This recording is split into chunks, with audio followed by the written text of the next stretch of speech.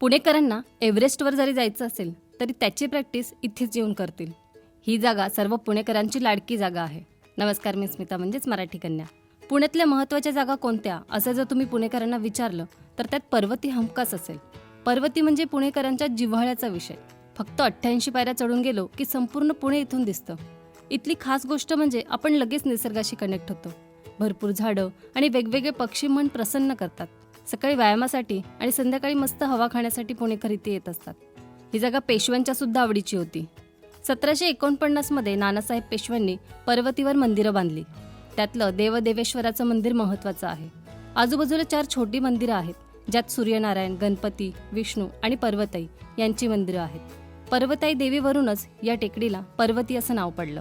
विठ्ठल रखुमाई, कार्तिक स्वामी ही मंदिरं आणि पेशवे संग्रहालय सुद्धा इथे आहे. पर्वतीवर हवा इतकी छान लागते की इथे तासनतास बसलो तरी समजत नाही. सूर्यास्ताच्या वेळी इथलं वातावरण एकदमच भारी असतं. आम्ही तर इथे सूर्यास्त खूप एन्जॉय केला. पर्वतीवर जाण्याचं तुमचं कारण काय ते कमेंटमध्ये नक्की सांगा. भेटूया पुढच्या व्हिडिओमध्ये. तोपर्यंत ओके, टाटा, बाय.